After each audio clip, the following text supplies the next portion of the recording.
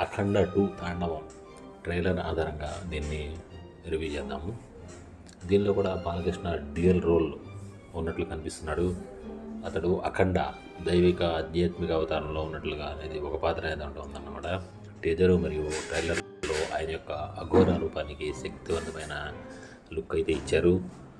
ఇకపోతే సినిమా చాలా మైథాలజీ తరము అనే అంశాలతో కూడుకున్నట్లుగా కనిపిస్తూ ఉంది. తాండవం అనే టైటిల్ శివుని నృత్యంతో సంబంధించిన లింక్ అనేది ఉన్నట్టుగా ఉంది. హిమాలయ పర్వత ప్రాంతంలో కీలక సన్నివేశాలు ఉన్నాయి.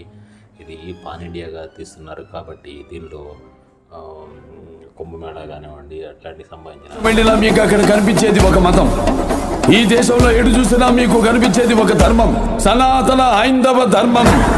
దృశ్యాలు కూడా పెట్టినట్టుగా ఉన్నారు. విజువల్స్ దృశ్యాలు పెద్ద స్కేల్తో అయితే ఉన్నాయి. టెక్నికల్ విఎఫ్ఎక్స్ భారీ యాక్షను ఎక్కువగా ఉన్నాయి. హీరో ఎలివేషన్ అయితే చెప్పవసరం లేదు. బోయపాటి డైరెక్షన్లో ఉన్నాడు కాబట్టి హీరోని ఎక్కడ తగ్గేది లేదు అన్నట్టుగా చూపించినట్టుగా జరుగుతుంది. ట్రైలర్లో చూపినట్టుగా మహాకుంభమేళా వంటి పవిత్ర దేశాలలో ఆహ్లాదకర వాతావరణంలో చిత్రీకరించినట్టుగా అయితే ఉంది. నెగిటివ్ పాత్ర కూడా ఆది పినిశెట్టి కూడా పవర్ఫుల్గా ఉన్నట్టుగా ఉంది. బాలకృష్ణ అఖండాలో తన మిషన్ తీసుకొని ఒక సర్జికల్ స్ట్రైక్ చేస్తున్నట్టుగా ట్రైలర్లో చూస్తూ ఉంది. ఇదేంటంటే మైథాలజీ దేశభక్తి కలిపి ఒక పెద్ద స్థాయిలో చూపిస్తున్నట్టుగా ఉన్నారు. సంగీతాన్ని థమన్ అనేది చేస్తున్నారు.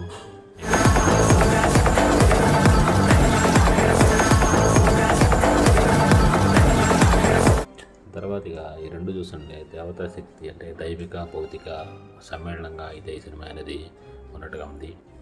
అన్నిటికీ హైలైట్ ఏంటంటే బాలకృష్ణ ఈ యాక్షను. వీటికి సంబంధించిన మైథాలజీ వీటికి సంబంధించిన యాక్షన్లో బాలకృష్ణకి తిరిగనేది లేదు. అంతేకాకుండా దీనికి సంబంధించి పవర్ఫుల్ డైలాగ్స్ కూడా దీనిలో ట్రైలర్లో ఉన్నాయి. అన్నింటి నుంచి బాలకృష్ణ ఫాన్ బేస్ అనేది చిత్రాన్ని విజయం తీసుకెళ్ళిపోయింది. ఇంకా సూపర్ హిట్ లేకపోతే బ్లాక్ బస్టర్ అని మాత్రమే తేలాల్సి ఉంది.